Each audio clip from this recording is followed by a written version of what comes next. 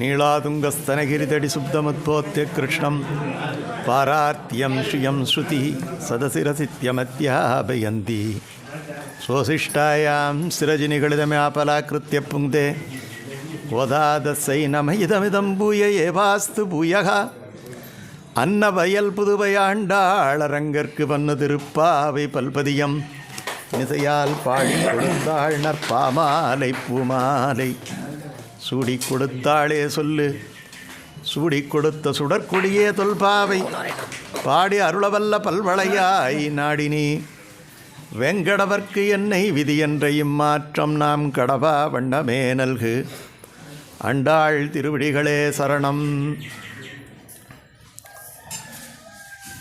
கீழ்வானம் வெள்ளென்று எருமை சிறுவீடு மேய்வான் பரந்தனகான் மிக்குள்ள பிள்ளைகளும் போவான் போகின்றாரை போகாமல் காத்து உன்னை கூவுவான் வந்து நின்றோம் கோது கலமுடைய பாவாய் எழுந்திராய் பாடிப்பறை கொண்டு மாவாய் பிளந்தானை மல்லரை மாட்டிய தேவாதி தேவனை சென்று நாம் சேவித்தால் ஆ ஆ என்றாராய்ந்து அருளேலோரம்பாவாய். இது 8வது பாட்டு. இந்த பாட்டிலே கிருஷ்ணனுக்கு மிகவும் வேண்டிய அந்யோன்யமான, அதாவது எல்லா பாகவதர்களும் பகவானுக்கு வேண்டியவர்கள் தான். அதில் என்ன வித்தியாசம் இருக்கும் அப்படின்ட்டு ஒரு கேள்வி எழலாம். எது எப்படி இருந்தாலும் ஒவ்வொருத்தவங்ககிட்ட ஒரு பிடிமானம் இருக்கும். அதில் இந்த பெண் மீது மிகுந்த அன்பு. பகவான் எல்லாரையும் பக்தர்களாகத்தான் நினைக்கிறான். ஆனால் பகுநாம் ஜென்மானாம் நாமந்தே ஞானவான் மாம் பிரபத்யதே வாசுதேவம் சர்வம் இதி ச மகாத்மா சுதுர்லபகான்னுட்டு கீதையில் ஒரு அற்புதமான சுலோகம். அதில் எவன் ஒருவன் எல்லாம் வாசுதேவன் என்று அந்த பிரஜையோடு நினைக்கிறானோ அவர்களை நான் மகாத்மா என்று நினைக்கிறேன். யார் சொல்கிறது? பகவான் சொல்கிறார். எல்லாரும் பக்தர்கள் தான், எல்லாரும் நல்ல ஆத்மாக்கள் தான். ஆனால் யார் பார்க்கும் இடத்திலெல்லாம் நந்தலாலா நிந்தன் பச்சை நிறம் தோன்றுதையே நந்தலாலா என காணும் பூக்கள், காணும் காட்சிகள், காணும் பறவைகள், கேட்கும் ஒலிகள் இல்லையா, எல்லாமே எனக்கு கண்ணன்தான். உண்ணும் சோறு பருகு நீர் தின்னும் வெற்றிலை எல்லாம் எனக்கு கண்ணனே என்னும் அப்படிங்கிற ஒரு நம்மாழ்வாரனுடைய நிலை யார் ஒருவருக்கு இருக்கிறதோ அவர்கள் மகாத்மா அப்படின்ட்டு பகவான் கீதையில் சொல்லிட்டு ஒரு வார்த்தையை அடுத்து சொல்கிறான். மகாத்மா சுதுர்லபகாங்கிறான். ஆனால் அப்படிப்பட்ட மகாத்மாவை தேடி தேடி பார்க்குறேன், கிடைக்க மாட்டேங்கிறாங்களேங்கிறான். எப்படி சொல்கிறான்? நான் தேடி பார்க்குறேன், ஏதோ ஒன்று விஷயம் இல்லையா, பகவானை நினைக்கிற மாதிரி நினைக்கிறேன், ஆனால் பகவானை கைவிட்டுடுறான். நினப்பெல்லாம் எல்லாம் பகவானெல்லாம் சொல்கிறதெல்லாம் சரியாக தான் இருக்குது. ஆனால் ப்ராக்டிஸில் வரும்பொழுது பார்த்திங்கன்னா பகவானை நம்பாதவன் என்னென்ன காரியத்தை பண்ணுவானோ அத்தனை காரியமும் பண்ணுறான். அதனால தான் மாமுனிகள் சொன்னார், கடவுள் இல்லைன்னு சொல்கிறவன் எவ்வளோ பரவாயில்லை, இருக்குன்னு சொல்லிக்கிட்டு கடவுள் இல்லை என்று நினைக்கிறவன் என்னென்ன காரியத்தை பண்ணுவானோ அந்த மாதிரி பண்ணுறவனை விட இல்லைன்னு சொல்லிட்டு செய்கிறான் பாரு, அவன் பரவாயில்லைன்னு நினச்சார். அவருக்கு ஒரு பெரிய பேர் கொடுத்தார். ஆத்திக நாத்திகர் இந்த மாதிரி யாரும் பட்டம் கொடுத்தது கிடையாது. பார்த்தா என்ன பண்ணியிருக்கிறான், இப்படி போட்டிருக்கிறான், இப்படி போட்டிருக்கிறான், எல்லாம் கோயிலில் விடாமல் சந்தியாக எல்லாம் செய்கிறான். ஆனால் கடவுளுக்கு பிடிக்காத அத்தனை காரியத்தையும் செய்கிறான். கடவுளுக்கு பிடிக்காத ஊழல் செய்யணுமா செய்கிறான், தப்பு கழுத்து போடணுமா போடுறான், பிரத்தியாரை பற்றி அவதூறு பேசணுமா இஷ்டத்துக்கு பேசுகிறான், சோஷியல் மீடியாவில் இஷ்டத்துக்கு போடுறான், எது வேணாலும் பண்ணுறான். மற்றவர்கள் மனம் புண்படுகின்ற காரியம் அத்தனையும் செய்கிறான். மற்றவர்கள் மனம் புண்படும் பொழுது பகவானுடைய மனம் புண்படும். வாசுதேவம் சர்வமிதி. என்னை போல இருக்கக்கூடிய என்ன ஒருத்தவனை இவன் இழிவாக பேசுகிறானே என்ன நினச்சிக்கிட்டு பகவான் சங்கடப்படுவாராம். அது பகவானையே அவமானப்படுத்துகிற மாதிரி. நமக்கு பல விஷயங்கள் தெரியாது. நாமெல்லாம் சிற்றறிவு படைத்தவர்கள். ஒரு வீட்டில் என்ன நடக்குது ஏது நடக்குதுன்னு தெரியும். இஷ்டத்துக்கு நம்ம பாட்டுக்கும் பேசிடுறோம். அவனுக்கு என்ன அப்படின்னு பேசுகிறோம். அது அவங்ககிட்ட போய் கேட்டால் தான் தெரியும் தாங்கிட்ட இருக்கிற கஷ்டம் எவ்வளோ கஷ்டம்னுட்டு. நான் ஏற்கனவே ஒரு தரம் சொல்லியிருக்கிறேன். எப்படி சுகமில்லாத மனிதர்கள் இருக்க மாட்டார்களோ அதே மாதிரி கஷ்டமில்லாத மனிதர்களும் இருக்க மாட்டார்கள். பிச்சை எடுப்பான், கை காலெல்லாம் நல்லா இருக்கும் இல்லையா, உழைச்சி சாப்பிடுவான், கை கால் இருக்காது. ரெண்டும் நடக்கும் இல்லையா. குறைகள் இல்லாத மனிதனே கிடையாது. குறைகள் இல்லாத மனிதன் யார் இருக்க முடியுமா? ஆனால் இந்த ஜென்மத்தில் எத்தனை குறை பிறந்தாலும் பகவத் சாநித்தியம்ங்கிறதுக்கு நமக்கு அது தேடி கண்டுபிடிக்க வேண்டிய பொருளே கிடையாது. பகவானுக்கு சரணாகதி பண்ணுறதுக்கு திறமையாக வேணும். பிஏ படிக்கணுமா, யூனிவர்சிட்டியில் போய் பட்டம் வாங்கணுமா, பகவான் காலில் விழுறதுக்கு பட்டம் வாங்கணுமா? எதுவும் வேண்டியில்லை, யார் வேணாலும் விழலாம் இல்லையா.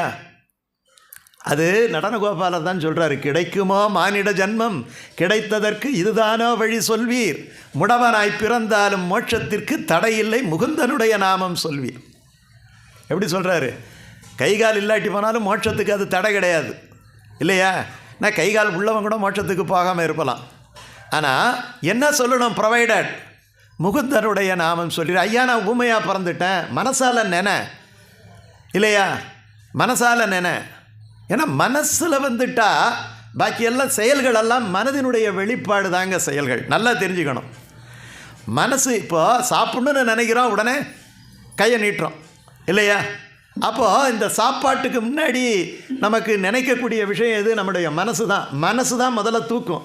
இவனை திட்டணும்னுட்டு மனசு தான் நினைக்கும். அதுக்கப்புறம் வாய் சரளமாக வரும். முதல்ல அது இனிஷியேட் பண்ணுறது எது? மனசு. ஒரு கெட்ட விஷயத்துக்கு மனசு இவ்வளோ ஒத்துழைக்குது, நல்ல விஷயத்துக்கு ஏன் ஒத்துழைக்க மாட்டேங்குது? அதனால தான் எல்லா ஆழ்வார் பாடும்போது நான் பாக்கி எனக்கு அனுகூலங்களெல்லாம் வேண்டியதில்லை, எனக்கு மனசு மட்டும் அனுகூலமாக இருந்தால் போதும். மனசகாயங்கிறான். மனசு தான் எனக்கு நல்ல நண்பன். அதனால தான் தொழுது எழு என்ன சொல்கிறாரு? என் நெஞ்சே என் மனமே. காரணம் இந்த உள்ளம் இருக்குது இல்லையா. இந்த உள்ளம்ங்கிறது ஒரு இடத்துல நிற்காது, இங்கே இருக்கிற மாதிரியே இருக்கும். இப்போ 20 பேர் இருக்கிறீங்க, எல்லாருக்கும் மனசு இங்கேயே இருக்காது, இருப்பதற்கான வாய்ப்பு கிடையாது. இதை நான் சொல்லலை, திருமங்கையாழ்வார் சொல்கிறாரு. உள்ளமோ ஒன்றில் நில்லாது ஓசையில் எரி நின்று உண்ணும், கொள்ளிமேல் எறும்பு போல குழையுமால் எந்தன் உள்ளம்ங்கிறார். ஒரு கொள்ளிக்கட்டை மேலே ஒரு எறும்பு வச்சா எப்படி துடிக்குமோ அந்த மாதிரி என் மனசு துடிக்கும்ங்கிறார். கொள்ளிமேல் எறும்பு போல குழையுமால் எந்தல் உள்ளம் தெள்ளியீர் இல்லையா. தெளிந்த அறிவை உடைய இறைவனே. இந்த பாசுரத்தில் தேவாதி தேவனை சென்று நாம் சேவித்தால். தேவாதி தேவன் யார்? நம்ம கிட்டகையே இருக்கிறார். தேவாதி தேவன் யார்? சித்திரகூட பெருமாளுக்கு தேவாதி தேவன்னுட்டு பேர். இது அதனால் சித்திரகூட பாசுரம்னுட்டு கூட இதை சொல்லலாம். சித்திரகூடம் தேவாதி தேவன், தேவர்களுக்கெல்லாம் தேவன், அயர்வரும் அமரர்கள் அதிபதி என்ன அந்த நம்மாழ்வார் என்ன சொன்னாரோ அதை ஆண்டாள் அப்படியே எடுத்து சொல்கிறார். அங்கே சொல்கிறது தான் இங்கே வரும். யோஜனை பண்ணி பார்க்குறேன்னா திருப்பாவை எளிமையான 30 பாசுரம், 30 நாள் நான் கிட்டத்தட்ட 30 மணி நேரம் கிட்டத்தட்ட சொல்கிறேன். 30 மணி நேரம்ங்கிறது ஒரு சுருக்கமாக சொல்கிறது. எப்படி சொல்கிறது? சுருக்கமாக சொல்கிறது. ஒரு இட்லியோட சாப்பிட்டு ஏந்திரிக்கிற மாதிரி இது. ஆனால் பசி உள்ளே இருக்குது. அப்போது இந்த திருப்பாவையை சுற்றி நம்முடைய உரைகளையோ நம்முடைய சிந்தனைகளையோ நாம் செலுத்தினால் சகல வேதங்களையும் நமக்கு கையிலங்கு கனியாக வந்துடும். அவ்வளோ விஷயங்கள் இதில் இருக்குது. ஒரு வரி எடுத்துக்கிட்டோம்னா நம்ம யோசனை பண்ணி பார்த்தோம்னா எல்லா வேதங்களும் நம்ம மனசில் தானாக வந்து நின்றுடும்.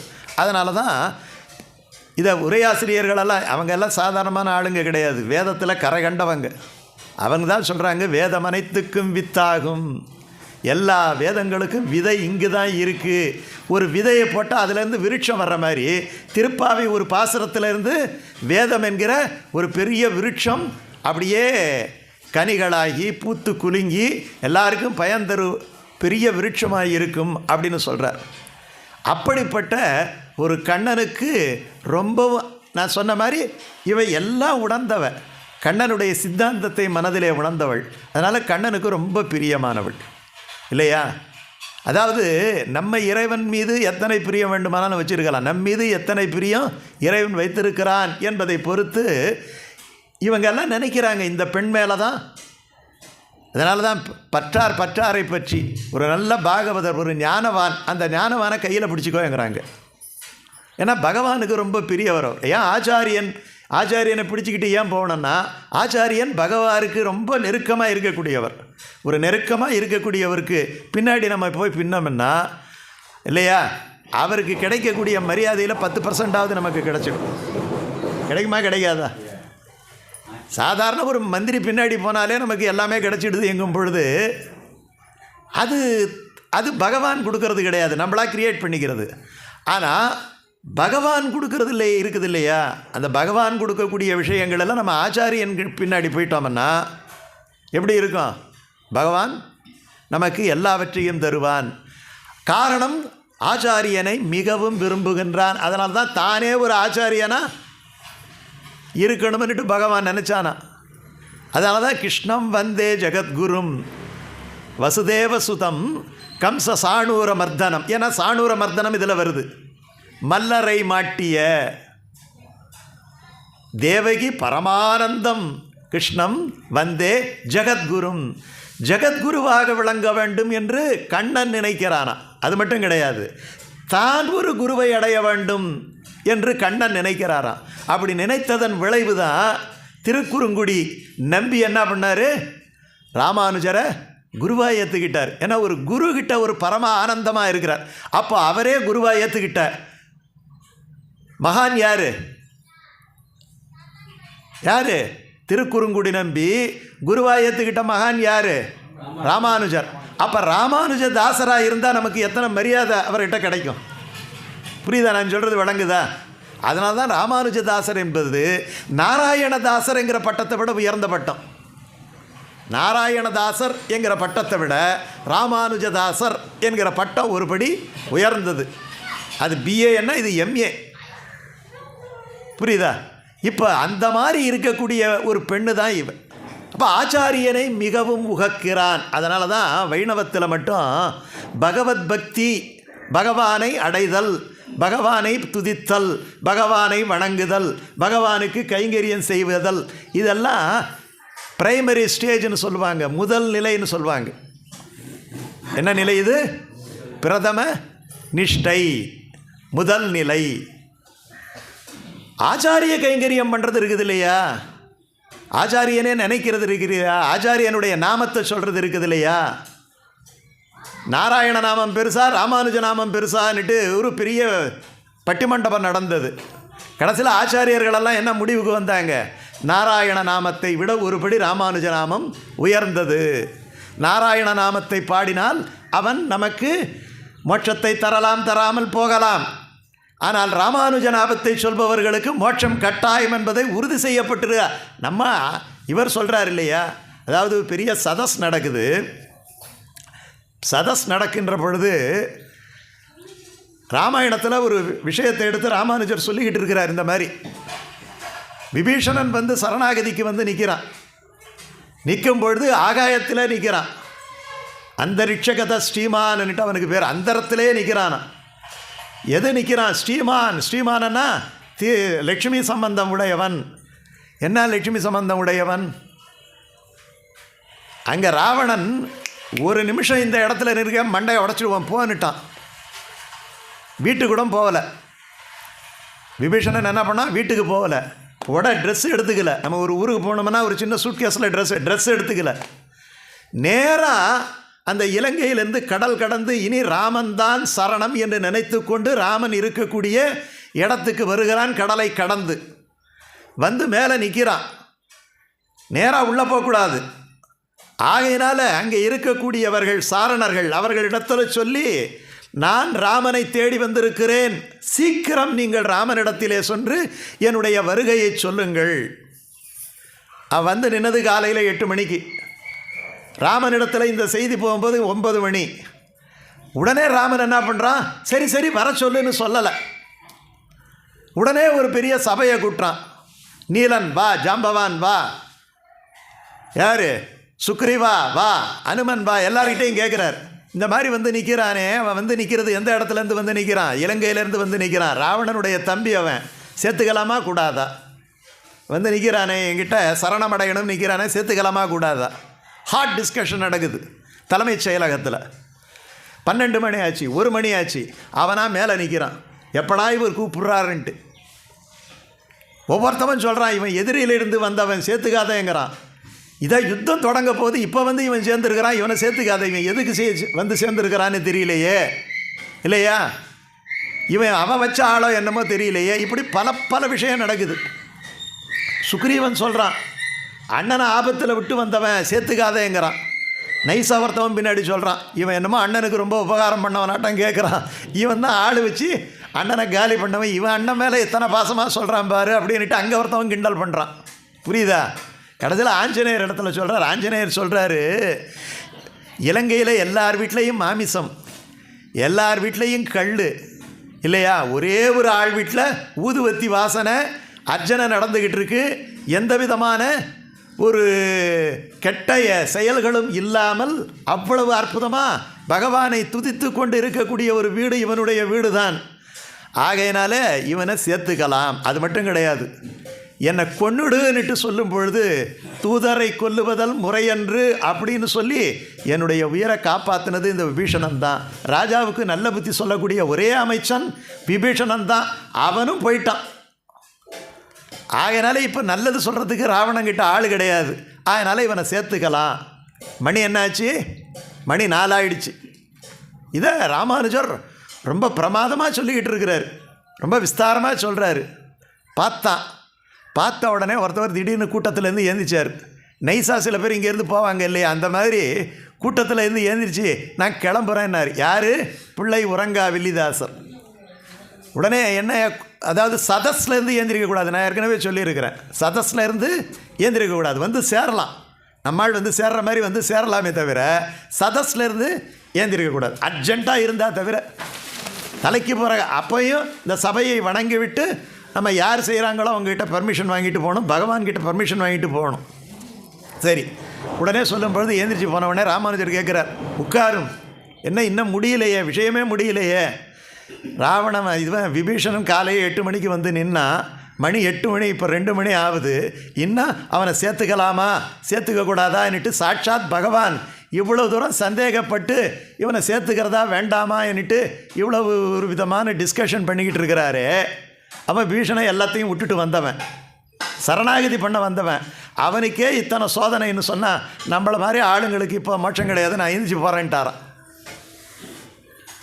உடனே ராமானுஜர் சொன்னாராம், உட்காரும்.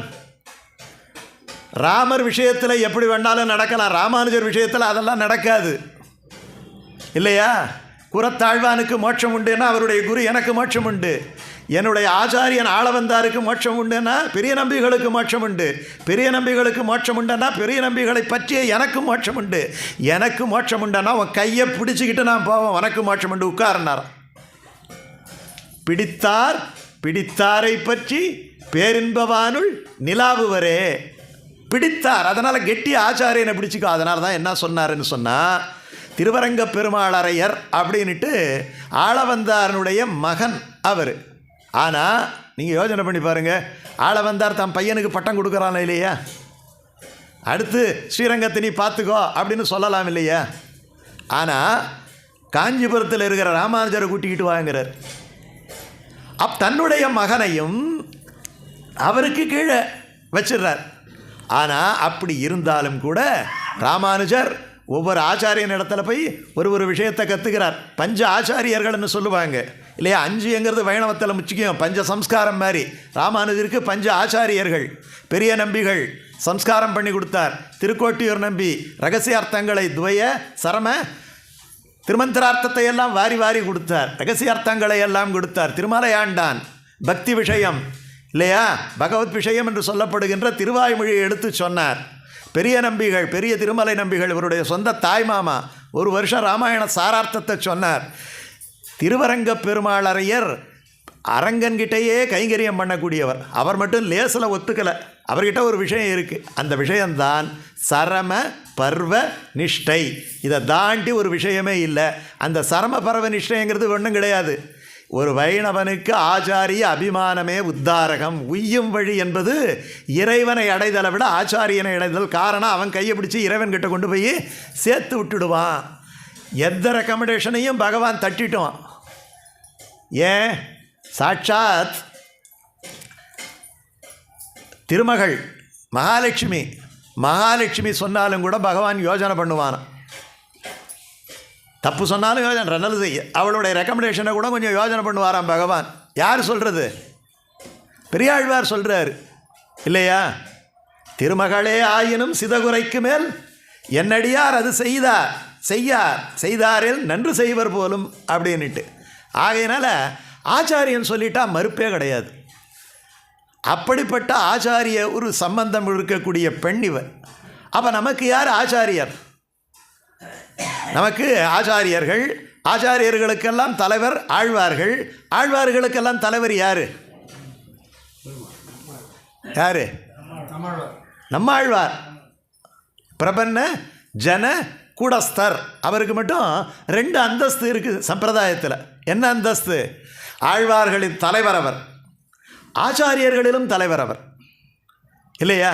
அதனால் 2 விதமான அந்தஸ்து இருக்கக்கூடியவர் நம்மாழ்வார். அதனால் அவருக்கு நம்மாழ்வாருங்கிற பட்டம். ஆழ்வார்னாலே நம்மாழ்வார் தான். அந்த நம்மாழ்வாரை எழுப்புவதாக அமைந்த பாசுரம் இது. என்ன? இந்த பாசுரத்தினுடைய முகவுரை நம்ம எவ்வளோ சிறப்பு வாய்ந்ததுன்னு நினைக்கணும். அதை எந்த சொல்லால் நம்மாழ்வாரை இந்த பாசுரம் குறிப்பிடுகிறார்? கோதுகலமுடைய பாவாய், கோதுகலமுடைய பாவாய் இல்லையா?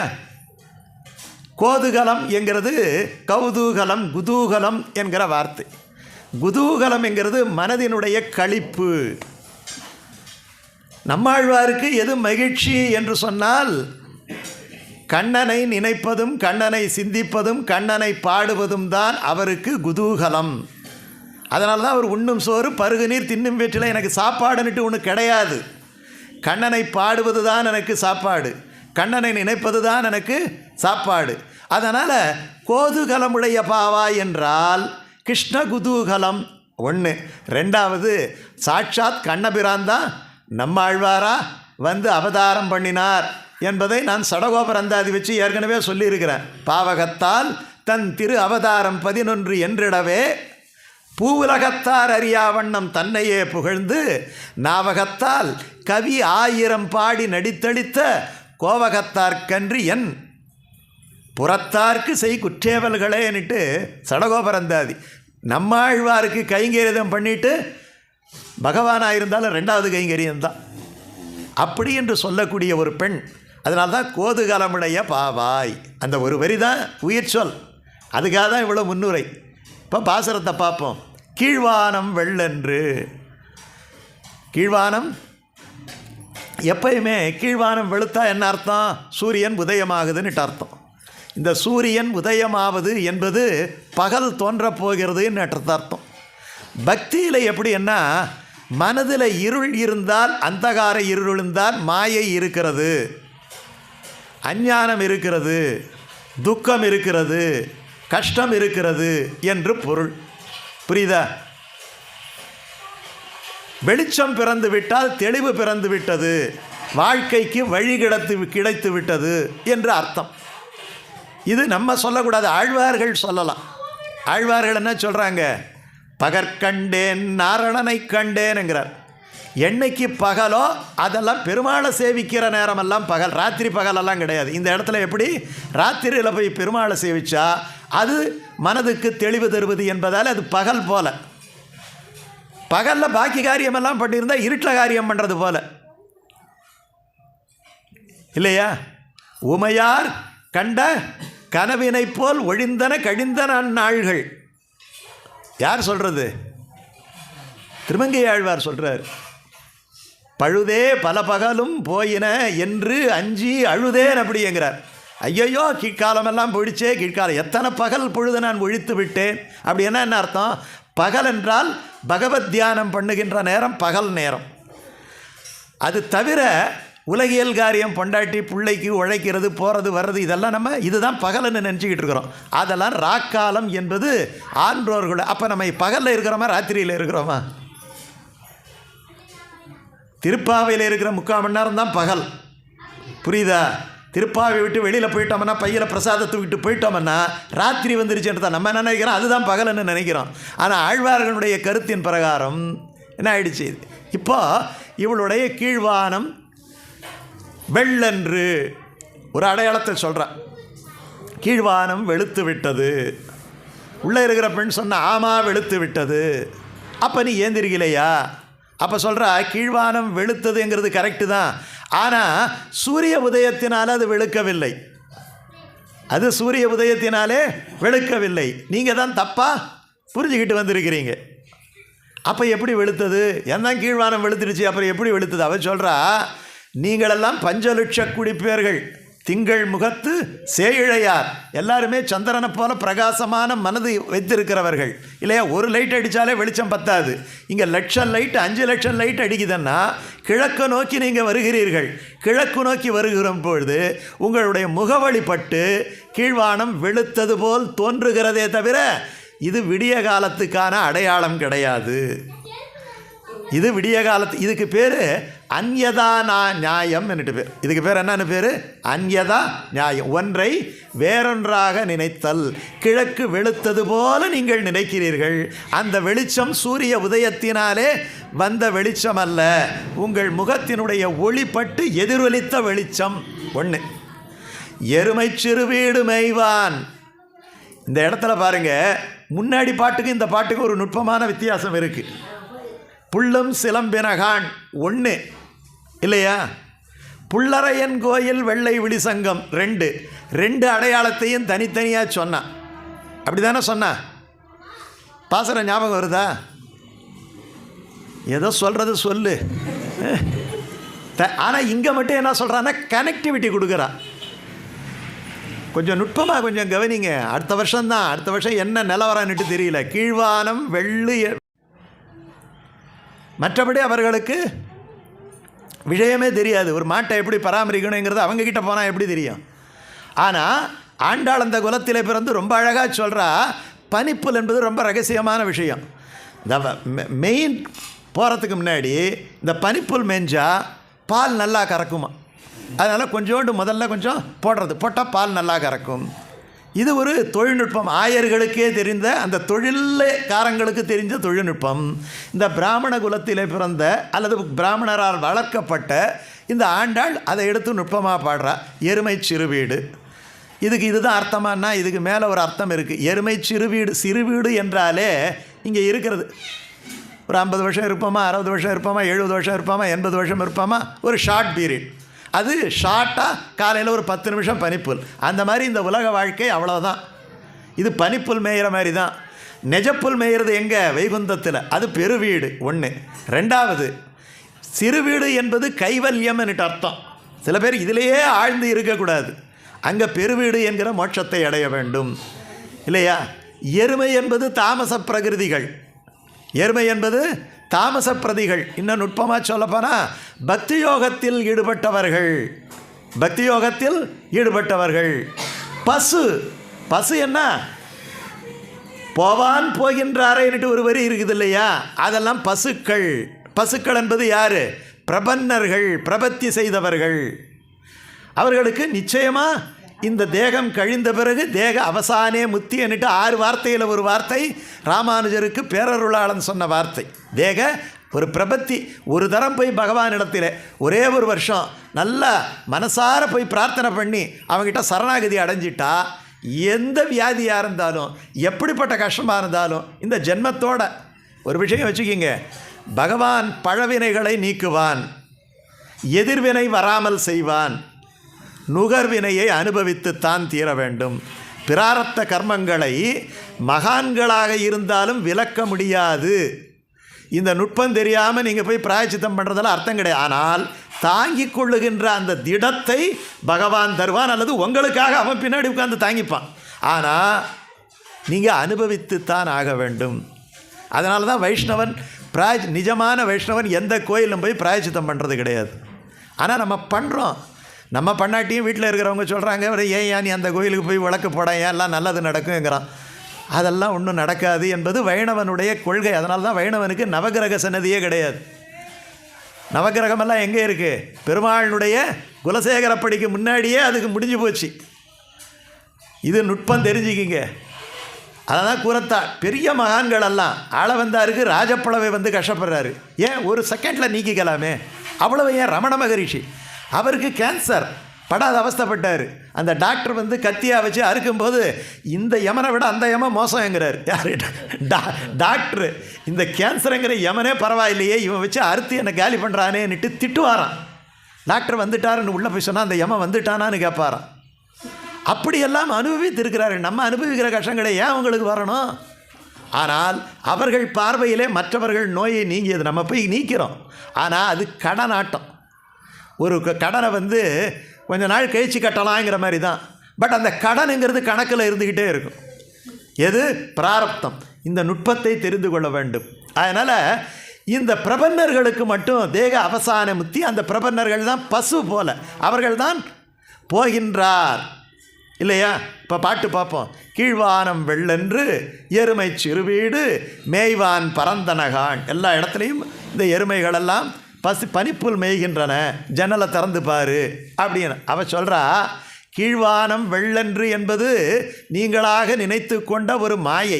உங்கள் முகத்தின் ஒளிபட்டு கீழ்வானம் பிரதிபலிக்கிறதே தவிர நிஜ சூரியன் உதிக்கவில்லை. அதனால் நான் அதை ஒத்துக்க மாட்டேன். எருமை சிறுவீடு மேய்வான் பரந்தனகான் அப்படிங்கிறதுக்கு அவன் என்ன அர்த்தம் சொல்கிறா?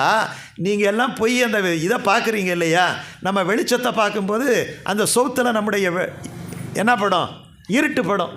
நீங்கள் ஒரு லைட் போட்டுக்கிட்டீங்க நின்னீங்கன்னா நம்முடைய நிழலானது கருப்பாக அங்கங்கே போயிட்டே இருக்கும். அந்த மாதிரி அந்த நிழல் தான் உங்களுக்கு எருமையாக தெரிகிறது. வெளிச்சத்தினுடைய பிரதிபலிப்பான நிழல் தான் எருமையாக தெரிகிறது. நிஜ எருமையெல்லாம் கிடையாது அப்படின்ட்டு சொல்கிறா. ஒன்று அந்யதான நியாயம்னுட்டு பேர், ஒன்றை வேறொன்றாக நினைத்தல். இன்னொன்று விபரீத ஞானம்னுட்டு பேர். இன்னொன்று விபரீத ஞானம். கயிறை பாம்பாக நினைத்தால் அந்யதாநாதம் இல்லையா? கயிறு தான் இருக்குது, ஆனால் பாம்புன்னு நினச்சி பயப்படுறான் இல்லையா? அப்படி போய் தூக்கினாலும் ஒன்றும் ஆபத்து கிடையாது. இது அந்யதா நியாயம். பாம்பு ஒன்று இருக்குது, கயிறு மாதிரி நினச்சிக்கிட்டு இது கயிறு தாண்டா அப்படின்னு பிடிக்கிறான், ஒரு போடுது. அப்போ அதுக்கு பேர் விபரீத ஞானம்னுட்டு பேர். இந்த ரெண்டு ஞானமும் கூடாது, மெய் ஞானம்தான் வேணும். அப்போ இந்த இடத்துல கீழ்வானம் வெள்ளென்று எருமை சிறுவீடு மேய்வான் பரந்தனகான் அப்படின்னு சொல்லும்போது அப்படியா எல்லாரும் வந்துட்டாங்களா அப்படின்னு பார்க்குறா. பார்த்தா ஒரு 2 பேர் மட்டும் நிற்கிறாங்க. கீழ்வானம் வெளுத்து எல்லாம் வந்துட்டா அவ்வளோ பேருமெல்லாம் வந்திருக்கணும் இல்லையா? 2 பாகவதை தானே வந்து வாசலில் நிற்கிறீங்க. அப்போ இன்னும் பாதி பேர் ஏந்திரிக்கலன்னு தானே அர்த்தம் அப்படின்னு சொல்வா.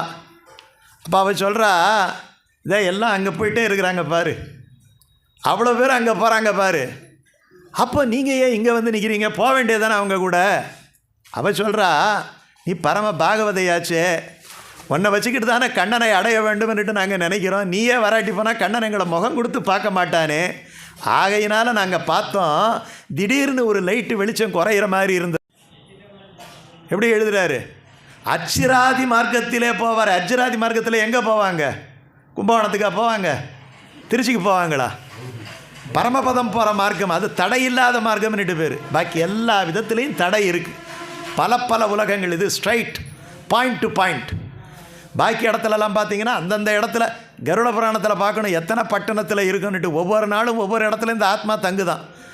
அன்னைக்கு சாப்பாடு கொடுக்கணும் இல்லையா? ஒரு நாள் பயணம் என்பது 1 மாத பயணம்.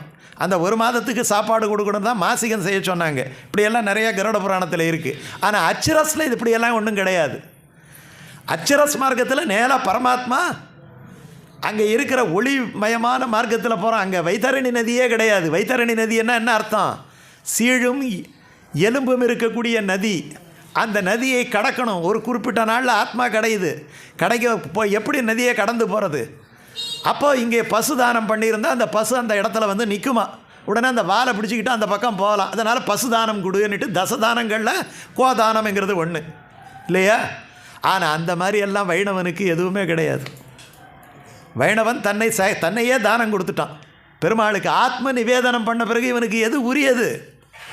தானம் கொடுத்தாலும் ஒன்று தான், கொடுக்காட்டியும் ஒன்று தான் இல்லையா? புரியுது? அதனால் இருக்கிறவங்க இப்படி சொல்லிட்டாரேன்னுட்டு எதுவும் கொடுக்காமல் இருந்துடாதீங்க. என்ன ஏதாவது ஒரு விஷயத்தில் கெட்டியாக பிடிச்சிப்பீங்க. நீ தானே சொன்ன வைணவன் கொடுத்தாலும் ஒன்று தான் கொடுக்காது, நாளைக்கு உற்சவத்தை கூட நான் நிறுத்திடலான்ட்டு இருக்கிறேன்னுட்டு போயிடாதீங்க. அதனால் யதாசக்தி எல்லாத்தையும் கூட எல்லாம் பாகவதர்களுக்கு கொடுக்கணும். திரும்ப அமுதனார் என்ன பண்ணார்? இனிமேல் எல்லா சொத்தும் கூறத்தாழ்வானுக்குன்னு கொடுத்துட்டார். எது? ஸ்ரீரங்கத்து சாவி உட்பட அப்படி கொடுன்னு சொல்லிவிட்டு அதை வாங்கி கொண்டு போய் ராமானுஜர் கையில் கொடுத்துட்டார். அப்போ என்னையும் என் உடமையையும் உன் சக்கரப்பொறி ஒற்றுக்கொண்டு என்னுடைய உடமையும் உனக்குத்தான்னுட்டார். ஆக அந்த ஒரு மனப்பான்மை இருக்கணும். அதனால் போவான் போகின்றாரை திருமலை யாத்திரை எப்படி போகணும்னா பகவத் சிந்தனையோடு போகணும், கண்ணனுடைய சிந்தனையோடு போகணும் இல்லையா? யாத்திரை என்பது வேறு, மகிழ்ச்சிக்குரிய அந்த டூர் சுற்றுலா போகிறதுங்கிறது வேறு. என்ன ஆயிடுச்சுன்னா இப்போ அந்த திருவரங்கத்துக்கோ இல்லை போகிறது கூட ஒரு டூர் ஆட்டம் வச்சுக்கிட்டு போகிறாங்க. டூருக்கு போகிறேங்கிறாங்க. யாத்திரை தான் சொல்லணும். யாத்திரை போகிறதுக்கு முறைகள் இருக்குது. சங்கல்பம் பண்ணிக்கணும், தானம் கொடுக்கணும், இதெல்லாம் பண்ணிக்கிட்டு ஒரு இடத்துல போனால் அது முறையாக ஒரு மந்திரபூர்வமாக செய்கிற மாதிரி அர்த்தம். அப்போ எல்லாம் அப்படி தான். திருமலை யாத்திரைங்கிறது இப்போ மாதிரி கிடையாது. ராத்திரி 9:15 மணி பஸ் ஏறி நாளைக்கு காலையில் போயிட்டு 300 ரூபா டிக்கெட்டை போட்டு நான் 5 மணிக்கு வீட்டுக்கு 10 லட்டு எடுத்துக்கிட்டு வர்றது கிடையாதுன்னுட்டு சொல்கிறாங்க. அதுக்கு ஒரு நம்ம என்ன பண்ணணும்? தாடி வளர்ப்பாங்க அப்போல்லாம் இல்லையா? அப்போ அது ஒரு நோன்பு.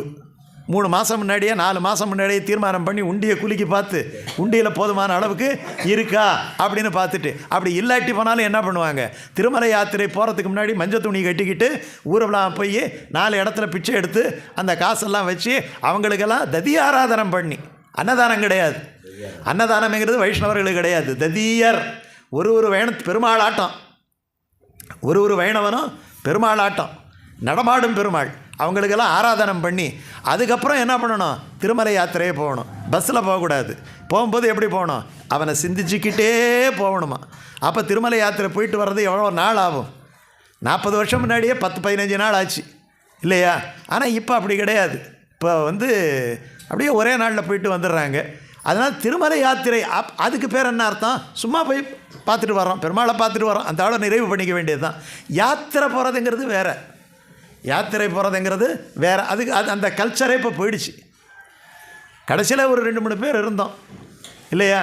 போயிட்டு மஞ்சள் துணி கட்டிக்கிட்டு குடும்பம் எல்லாரையும் அழைச்சிக்கிட்டு போகணும். அது மட்டும் இல்லை, இஷ்ட மித்ர பந்து எல்லாரையும் இருக்கணும்.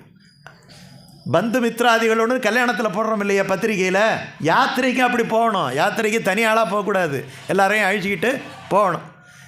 அப்படி திருமலை யாத்திரை போவாரை போல் இவங்க போகிறாங்களாம். என்ன? இந்த நோன்பு காலத்துக்கு போகிறாங்களாம். போவான் போகின்றாரை போகாமல் காத்து உன்னை கூவான் நின்றோம். ஒரு குறை இருக்குது அந்த கோஷ்டியில். என்ன குறை? இப்போ நம்மளே தெரிஞ்சுக்கிறோம். இப்போ சனிக்கிழமை பஜனையில் பார்த்தோம்னா முக்கிய பாகவதர்களெல்லாம் காணும். அப்படின்னா அது குறையாக இருக்குது. எத்தனை பேர்? 2 பேர் பாடுறது, ஒன்றும் பாட முடியல. பார்த்தோம்னா வருவாங்கன்னு பார்த்தா 9:30 ஆச்சு, 9:45 ஆச்சு, வர முடியல. அப்போ அந்த இடத்துல கோஷ்டியில் ஒரு சுருக்கம் வந்துருச்சு, இல்லையா? அப்போ போவான் போகின்றாரை போகாமல் காத்து ஒரு கோஷ்டி நிற்கும். தலைவர் வரட்டும்னுட்டு நிற்கும். போகாமல் காத்து இருங்க, 5 நிமிஷத்தில் தலைவர் வந்துடுவார். இதெல்லாம் சில விதமான மரியாதைகள். போவான் போகின்றாரை போகாமல் காத்து உன்னை கூவான் நின்றோம். ஏன்னா நீ இல்லாட்டி இந்த கோஷ்டி 10 பேரில் ஒரு பாகவதர் குறைஞ்சாலும் கூட அந்த கோஷ்டியில் ஒரு மாலையில் 10 பூக்களில் ஒரே ஒரு பூ இருக்குது. ஒரு மாலை போடுறோம், இந்த ஒரு 4-5 மணி மட்டும் பிஞ்சு போய் கிடந்தா இந்த மாலை அழகாக இருக்குமா? இன்னும் 4 தானே, மிச்சம்தான் இருக்கு, தானாக திந்துரும் இல்லையா? அது அழுக்கு இருக்கிற வரை சோப்பு போடணும். 10 தரம் போட்டு 11ஆவது தரம் விட்டுடாத. 11ஆவது தரம் தான் அந்த அழுக்கு போகுது. இன்றைக்கி கோஷ்டி என்ன பகவான் நெஞ்சிக்கிட்டு இருப்பாராம், ரொம்ப கஷ்டப்பட்டு இருக்கிறாரு, இன்றைக்கி வந்தால் இவருடைய பிரச்சனையை சால்வ் பண்ணிடலான்ட்டு. நம்ம பிராரப்த கர்மம் என்ன பண்ணோம்? அன்றைக்கி தான் கோயிலுக்கு போகாமல் தடை பண்ணோம். பகவான் நினைப்பார், இன்றைக்கி வந்தால் கொடுத்துடலான்னு நினச்சோம், இவர் வராமல் போயிட்டாரே, சரி பார்க்கலாம், அப்புறம் இன்னொரு தரம் பார்த்துக்கலான்னு. அது தேவையா? ஆகையினால நம்ம எதை இழந்தாலும் இழக்கலாம் இல்லையா? ஆத்ம உஜ்ஜீவனத்தை மனைவிக்காகவும் மக்களுக்காகவும் பிள்ளைகளுக்காகவும் கூட இழக்கக்கூடாது. தனியாக நீங்கள் தான் போகிறீங்க. உங்களை தூக்கி சுமந்த பொண்டாட்டியோ பிள்ளையோ வரப்போகிறது கிடையாது. கடைசியில் இருக்கிற ஒரே ஆயுதம் இதுதான். நான் அழுத்தம் திருத்தமாக உங்ககிட்ட சொல்கிறேன். இதனால் பொண்டாட்டி கோச்சிக்கிட்டு போனாலும் புள்ள கோச்சிக்கிட்டு போனாலும் அவங்க எல்லாம் இன்றைக்கி இருக்கிற பொண்டாட்டி பிள்ளைங்க தாயே தந்தையே என்று நினைக்கிறது பகவான். பகவானை பிடிச்சிக்கிங்க, இவங்கள விடலாம் விட, இவங்க வச்சுக்கிட்டு ஒன்றும் பண்ண போகிறது கிடையாது, உபத்திரவமே இவங்க தானே. அதனால் அதை விடுங்க, பகவானை பிடிங்க. பகவானுக்காக நாம் எல்லாவற்றையும் இழந்து விடுகிறோம். புரியுதா? பகவானுக்காக நாம் எல்லாவற்றையும் இழக்கலாம், ஆனால் எல்லாவற்றுக்காக அதுவும் நமக்கு பிரயோஜனம் இல்லாமல் நமக்கு பெரிய தொந்தரவு தரக்கூடிய எல்லாவற்றையும் நம்ம தூக்கி குப்பை மாதிரி வச்சுக்கிட்டு இருக்கிறோம். அது பாட்டு இருக்கட்டும், வந்து சேர்ந்துருச்சு, தட்டி விட்டுக்கிட்டே நீங்கள் உங்கள் காரியத்தை பாருங்கள். நான் சொல்லக்கூடிய ஒரே விஷயத்தான், திருப்பாவையில் நான் சொல்கிற விஷயத்தை ப்ராக்டிஸுக்கு கொண்டுட்டு வாங்க. நான் ஏதோ உபன்யாசம் பண்ணிட்டு போகலை, எனக்கு அந்த கஷ்டம் இருக்குது, உங்களுக்கு அந்த கஷ்டம் இருக்குது. கஷ்டம் தீரத்துக்கு என்ன மருந்துங்கிறதுக்கு திருப்பாவையை பயன்படுத்துங்க. போவான் போகின்றாரை போகாமல் காத்து உன்னை கூவான் வந்து நின்றோம். ஐயோ கஷ்டப்படுறியே என்று நினச்சிக்கிட்டு உன்னை கூவான் வந்து நின்றோம். கோதுகலமுடைய பாவாய், நீ எப்பேற்பட்டவ? பாவாய் என்ன ஒரு பொம்மையாட்டம், என்ன படுத்துக்கிட்டு இருக்கிறாயா? பொம்மை அசையுமா? இந்த மாதிரி அசைய மாட்டேங்கிறியே. பாவாய், பாவை விளக்குங்கிறோம்ல, பாவாய்ங்கிறது சொல்கிறது பொம்மை மாதிரி. பொம்மைங்கிறதுக்கு அழகுக்கு கூட சொல்லலாம், அந்த பொண்ணு பொம்மை மாதிரி அழகாக இருக்கிறா அப்படின்னுட்டும் சொல்லலாம். ஏன்னா அந்த பொம்மையை நிறுத்தி வச்சுருப்பான், அதுக்கு சேலை கட்டியிருப்பான். இவ கட்டினா நல்லா இருக்குது, பொம்மைக்கு கட்டினா நல்லா இருக்கும், உடனே அந்த சேலையே கேட்பாங்க இல்லையா? அதனால் கோதுகலமுடைய பாவாய் எழுந்திராய், பொம்மையாட்டம் கிடக்காது, நீ குதூகலமுடையவள். அந்த குதூகலம் உன்னுடைய முகத்திலேயே தெரியுது. கோதுகலமுடைய பாவாய் எழுந்திராய், பாடி பறை கொண்டு, பாடி பறை கொண்டு, நாம் அவனுடைய கானங்களை எல்லாம் பாடி பறை கொண்டு, மாவாய் பிளந்தானை. நேற்று என்ன சொல்கிறோம்? கேசவனை பாடவும் நீ கேட்டே கிடத்தியோ. அந்த கேசவன் யார்? அந்த பேருக்கான இலக்கணத்தை இந்த பாட்டில் சொல்கிறான். ஒரு பாட்டுக்கு இன்னொரு பாட்டுக்கு கனெக்ஷன் இருக்கும். மா வாய் பிளந்தானை. மாய் என்கிறது குதிரை, குதிரை என்கிற அந்த கேசி என்கிற பெயருடைய குதிரையினுடைய வாயை ரெண்டாக பிளந்தவன். மாவாய் பிளந்தானை. பாகவதம் முழுக்க இதில் வருது, ராமாயணம் முழுக்க வருது. ராமாயணத்தை தனியாக படிக்கணுன்னுட்டு அர்த்தம் கிடையாது, வேதத்தை தனியாக படிக்கணுன்னுட்டு அர்த்தம் கிடையாது, ஸ்மிருதிகளை தனியாக படிக்கணுன்னுட்டு கிடையாது இல்லையா? புரியுதா நான் சொல்கிறது? இதிகாசங்களை தனியாக படிக்கணுன்னுட்டு கிடையாது, புராணங்களை தனியாக படிக்கணுன்னுட்டு கிடையாது, ஆழ்வார் பாசுரங்களை தனியாக படிக்கணுன்னுட்டு கிடையாது. திருப்பாவையில் படிச்சுக்கிட்டா திருப்பாவையில் வேதம் இருக்குது, திருப்பாவையில் உபநிடதம் இருக்குது, திருப்பாவையில் ஸ்மிருதிகள் இருக்குது, திருப்பாவையில் இதிகாசங்கள் இருக்குது, திருப்பாவையில் புராணங்கள் இருக்குது, திருப்பாவையில் ஆழ்வார் ஆச்சாரியர்களுடைய வாழ்க்கையில் நடந்த செயல் இருக்குது, திருப்பாவையில் மொத்த ஆன்மீகமும் இருக்குது. அதனால் மாவாய் பிளந்தானை மல்லரை மாட்டிய கேசிங்கிறாத எதில் வருது? பாகவதத்தில் வருது, தசமஸ்கந்தத்தில் வருது. மல்லரை மாட்டிய, மல்லரை மாட்டியன்னா அற்புதமான தொடர் பாருங்க. மல்லர்களை கம்சன் ஏவுகிறான், நீ போய் கண்ணனை மாட்டுன்னு சொல்கிறான். கண்ணனை போட்டு சக்கையா கண்ணை மாட்டிக்கிட்டான்னுட்டு நினைக்கிறான். அப்புறம் செய்தி வருது, ஏய் நீ அனுப்பின ஆள் அவங்கிட்ட மாட்டிக்கிட்டாங்கய்யா. இவன் என்ன நினைக்கிறான்? இந்த 2 மல்லர்கள்கிட்ட பாவம் அந்த சின்ன குழந்தை, இவங்க எல்லாம் பார்த்தீங்கன்னா ஒரு ஆள் 100 ஆள் அடிக்கக்கூடிய தீனி போட்டு வளர்ந்த மல்லர்கள். இவங்க தொழில்நுட்பம் அறிந்தவர்கள். சண்டை போட்டு அந்த அவன் மல்லன் கிடையாது இல்லையா? ஆனால் பெரியாழ்வார் சொல்கிறாரு, இந்த மல்லர்களை மாட்டியதாலே பெருமாளுக்கு என்ன சொன்னார்? மல்லாண்டதின் தோள், மல்லாண்டதின் தோள். மல்லர்களையெல்லாம் தூக்கி பந்தாடிய வலிமையான தோள்னுட்டு பல்லாண்டு பாடுறார் பாசுரத்திலேயே. புரியுதா? ஆகையினால மல்லர்கள் மல்லரை மாட்டிய வந்து இவங்கிட்ட மாட்டிக்கிட்டோமேன்னுட்டு அத்தனை உதப்பட்டாங்களாம், சாணூரக முஷ்டிகாள். அப்படிப்பட்ட மல்லரை மாட்டிய யாரவன்? தேவாதி தேவன், தேவர்களுக்கெல்லாம் தலைவன், தேவாதி தேவன். அவனை சென்று நாம் சேவித்தால், பகவான் நமக்காகவே அவதாரம் எடுத்து வந்திருக்கிறான். நமக்காக அவதாரம் எடுத்து வந்தவனை ஒரு மரியாதைக்கு கூட நாம் போய் சென்று சேவிக்கவில்லை. என்னால் என்ன மரியாதை? நம்மளை தேடி வந்தவர் ஒருத்தவர் நம்ம வீட்டுக்கு வராருன்னு சொன்னால் உள்ளே உட்காந்து கமின் அப்படின்னு சொல்லக்கூடாதான். நம்மளை தேடி ஒருத்தவர் வர்றான்னா அவரை தேடி நம்ம வாசலுக்கு போகணுமா? புரியுதா? அதே மாதிரி பகவான் அந்த பரமபதத்திலிருந்து இறங்கி நமக்காகவே இந்த பூலோகத்துக்கு வந்திருக்கிறான். நம்ம என்ன பண்ணணும்? எதிர்கொண்டு அவனை அழைக்க வேண்டும். சென்று நாம் சேவித்தால், அவன் திருவடியில் விழுந்துட்டா, அடடா அடடா அடடா, நம்ம போய் இவனை காப்பாற்றலான்னு வந்தோம், இவன் வந்து நம்ம போய் காப்பாற்றுறதுக்கு முன்னாடி நம்ம காலில் விழுந்துட்டாரே, பகவான் பதறி போயிடுவான்.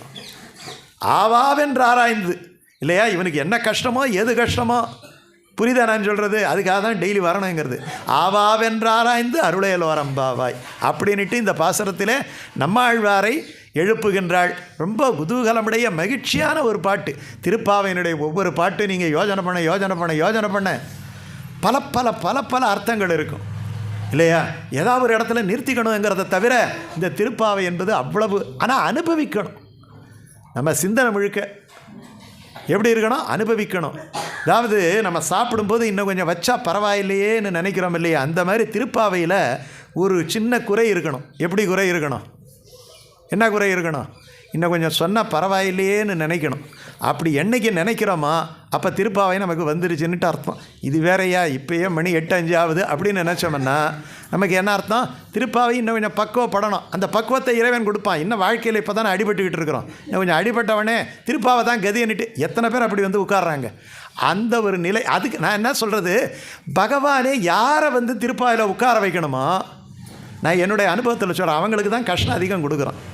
இந்த கஷ்டத்தை கொடுத்து அந்த இடத்துல நமக்கு அழிச்சிட்டு, கஷ்டமில்லாத ஒரு நிலவரத்துக்கு அழிச்சிட்டு போகிறதுக்காக என்ன பண்ணுறான்? தற்காலிகமான சில விஷயங்கள் எல்லாம். எதுக்காகனா, வைராக்கியம் இருந்தால் தான் பகவத் விஷயம் வரும். வைராக்கியம் இருக்கணும்னா நம்மளை அவங்க வெறுத்தாலும் சரி, நம்ம அவங்கள வெறுக்கக்கூடிய சூழ்நிலை வந்தாலும் சரி, இதெல்லாம் ஒன்றுமே இல்லை, இதுக்காகவா நம்ம இப்படி கஷ்டப்பட்டோம் அப்படின்னு நினைக்கிற மாதிரி ஒரு நிலவரத்தில் கொண்டு போய் பகவான் விட்டுட்டான்னா அப்புறம் தான் பகவானை பிடிப்போமா. அதுக்காகவே என்ன சொல்கிறான்? ரொம்ப நெருக்கமானவர்களை பாண்டவர்களை விட அதிகமாக சோதிச்சிட்டான். அதனால தான் குந்தி தேவி கடைசியில் என்ன பண்ணா, குந்தி தேவி எல்லாம் பண்ண பிறகு குந்தி தேவி வந்து கண்ணனிடத்தில் கண்ணன் போய் கேட்டான், அத்தே உனக்கு என்ன வேணும்னு கேட்டான். அவன் என்ன கேட்கலாம்? எல்லாம் வந்துருச்சு, அதனால் வந்து எனக்கு ரொம்ப மகிழ்ச்சியாக இருக்கிறேன், எனக்கு இன்னும் ராஜ்யத்தை நல்லா விரிவுபடுத்தித்தா, இனிமேல் கஷ்டமில்லாத ஒரு வாழ்க்கையாவது நீ தான், இதுவரை பாவம் என் பசங்களை நானும் படாத அவஸ்தைப்பட்டுட்டோம் எனக்கு கேட்கணும் இல்லையா? கண்ணன் இடத்துல கேட்டாலாம், எப்பா இப்போ கஷ்டமெல்லாம் நீங்கிடுச்சு, இன்னும் கொஞ்சம் கஷ்டத்தா, இன்னும் கொஞ்சம் கஷ்டத்தா. அதிர்ந்து போனானா கண்ணன். கஷ்டத்தை போய் யாராவது பகவான்கிட்ட கேட்பாங்களா? எனக்கு கொஞ்சம் சிரமத்தை தான்னு, இருக்கிற சிரமத்துக்கு போய் எப்படியாவது தீந்தா போகிறோன்னுட்டு நினைக்கிறோம். கஷ்டத்தா. அத்தே உனக்கு என்ன பைத்தியமா? எவ்வளவு கஷ்டப்பட்டுட்ட நீ, மறுபடியும் கஷ்டத்தை கேட்குறியே. இப்போ ஒரு வார்த்தை சொன்னாலாம், அப்பா நான் கஷ்டப்பட்டதெல்லாம் கரெக்டு தான், ஆனால் என்னைக்கு நாங்கள் கஷ்டப்பட்டோமா, திரௌபதிக்கு மானபங்கம் நிகழ்ந்த அந்த நேரத்தில் இருந்து இன்னைக்கு வரைக்கும் நீ கூடவே இருக்கிற இல்லையா? உன்னுடைய அருகாமை எனக்கு இருக்க வேண்டும் என்று சொன்னால் கஷ்டத்தின் போது தான் நீ இருக்கிற. அதனால் நான் கஷ்டம் இருந்தால் நீ கூடவே இருப்ப. உன்னுடைய அந்த அந்யோன்யம் வேணும் எனக்கு, உன்னுடைய ஸ்பரிசம் வேணும், நீ கூடவே இருக்கணும்னா. நல்லா இருந்தால் யாரும் பகவான்கிட்ட இருக்க மாட்டார், அவன் தான் நல்லா இருக்கிறானே. அதனால் எனக்கு நீ கஷ்டத்தை தந்தா உன் கூடவே இருக்கும்படியான அந்த ஒரு அனுபவம் எனக்கு கிடைக்கும், அதனால தான் கேட்குறேன்னாராம். என்ன ஒரு நுட்பமான கருத்து பாருங்கள். நம்ம என்ன சொல்வோம், பகவான் நீ இருக்கணுன்ட்டு அவசியம் கிடையாது, எனக்கு வேறு எல்லாம் இருந்தால் போகிறோம், நீ நகரு, எனக்கு வேறு விஷயத்தை தான்னு தான் கேட்போம். ஏன்னா நமக்கு மந்தமதி, குந்திக்கு உயர்ந்த மதி, மயர் வர மதிநலம். அதனால் அப்படிப்பட்ட ஒரு விஷயத்தை கேட்டாலாம். அதனால் அப்படிப்பட்ட ஒரு நிலை தான் இந்த திருப்பாவை போன்ற அந்த பாசரங்கள் நமக்கு சுட்டி காட்டுகின்றன. இது அஷ்டாட்சர மந்திரத்தினுடைய ஒரு பிரதிபலிப்பாக இருக்கக்கூடிய ஒரு பாட்டு. அந்த அஷ்டாட்சர மந்திரத்துக்கு தான் 4 வேதமாக 4 பிரபந்தங்கள் பண்ணார். அப்படிப்பட்ட நம்மாழ்வாராகிய கிருஷ்ண திஷ்ணா தத்துவம், கிருஷ்ண குதூகலத்தை திருப்பள்ளி எழுச்சி பாடுகின்ற இந்த பாசரம். இந்த பாசரத்தை யதாசக்தி அனுபவித்தோம். ஆண்டாளுடைய திருவடிகளுக்கு பல்லாண்டு பாடுவோம். ஸ்ரீ